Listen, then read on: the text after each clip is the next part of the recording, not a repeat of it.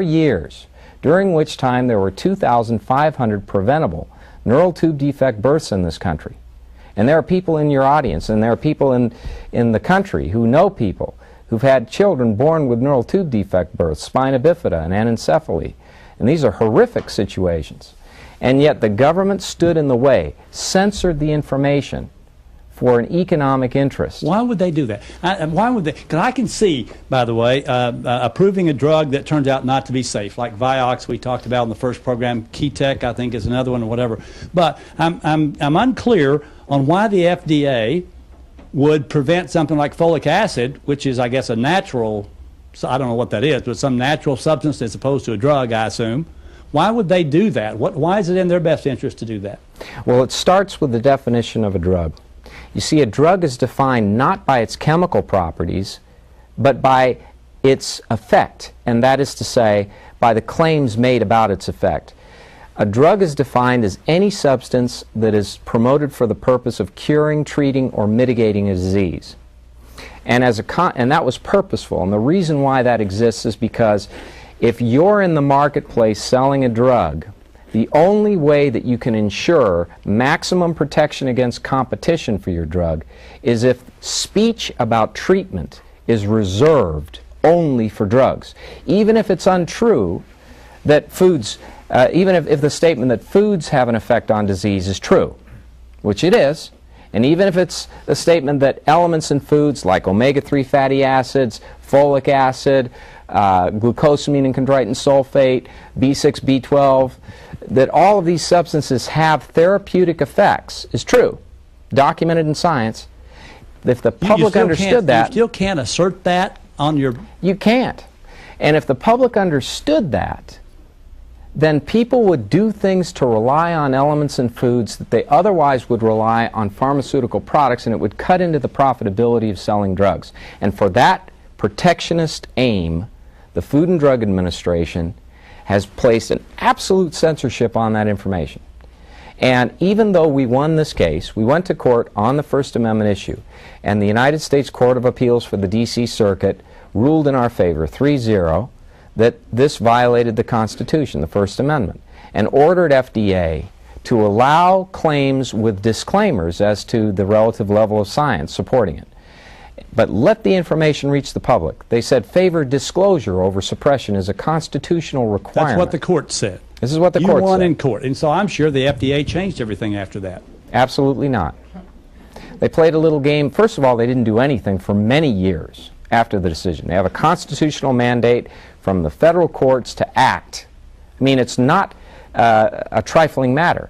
The courts accepted the First Amendment had been violated and ordered the agency to change its ways to come into compliance. And the agency sat on it for years, doing nothing.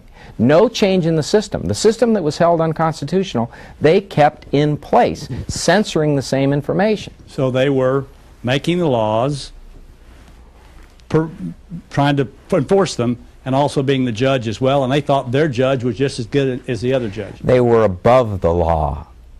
They made themselves above the Constitution of the United States, above the federal courts, unaccountable to the American people, unaccountable to the Congress of the United States, unaccountable to anyone, except the drug industry. Except the pharmaceutical companies. Now, Dr. Simone, you had said on the first program, first of all, you have a website that has to do with censorship, so tell us what that is. And then secondly, you mentioned something about nutraceuticals, which he mentioned something, but I'm not even sure that you explained what that is.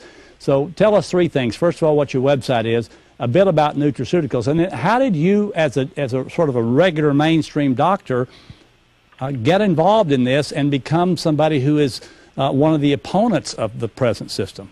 Well, maybe I can answer the third question first because it follows the whole issue. When I was at the National Cancer Institute, one of the patients who was referred to me was Vice President Humphrey. And he was dying not of his cancer, but rather of malnutrition. And I later learned that 40% of all cancer patients do, in fact, die of malnutrition and dehydration. At that point, another man, about a year later, came to me. He was dying of a rare kind of lymphoma that began in his prostate gland. All he wanted from me was to be kept alive till he saw the birth of his son. We did that. and he did see the birth of his son, but he ultimately died. But near the end, I did everything I could to keep him alive, including giving him vitamins and minerals, which I knew nothing at all about. I didn't realize that they were going to help him. They did, temporarily. So I started looking into the virtues of using vitamins and minerals. That book came out, Cancer and Nutrition. The first book came out in 1980, the first of its genre. That started me thinking about nutraceuticals, which are nutrients that can be used in place of a pharmaceutical, a drug, for the same purpose, like omega-3 fatty acids. They have the same effect as the statin drugs in many instances at reducing the risk of heart attack and reducing the risk of death from heart attack. So a nutraceutical, in this instance, can certainly take the place of a statin drug if the patient complies and changes behavior as well. So that's how the whole thing started, and that's how I got to meet many people, including Jonathan Emord. The Stop the FDA Censorship.org website is about this whole notion. A group of us have spoken out against the FDA, including Jonathan. He's on there too. StopFDACensorship.org. And we've looked at many ways that we can improve the lives of the American public by giving them truthful information about folic acid, for instance, and omega-3 fatty acids, and all the other things we talk about, and prevention, because it works. You can actually save lives, increase the lifespan of people's lives, and have a better economy with lowering the cost of the America's runaway health care cost. All right, you also have some personal relationship with a relative of Jonathan's, too. Can you tell us about that? Many people come to us, and of course we're obligated by HIPAA law not to talk about patients, but there's a particular person who had a chronic leukemia, a specific kind of leukemia, and she was not doing very well. I got to meet Jonathan, and I got to meet this person through Jonathan, and we turned her around with simple nutrients and lifestyle changes, but specifically nutrients, and I looked at a few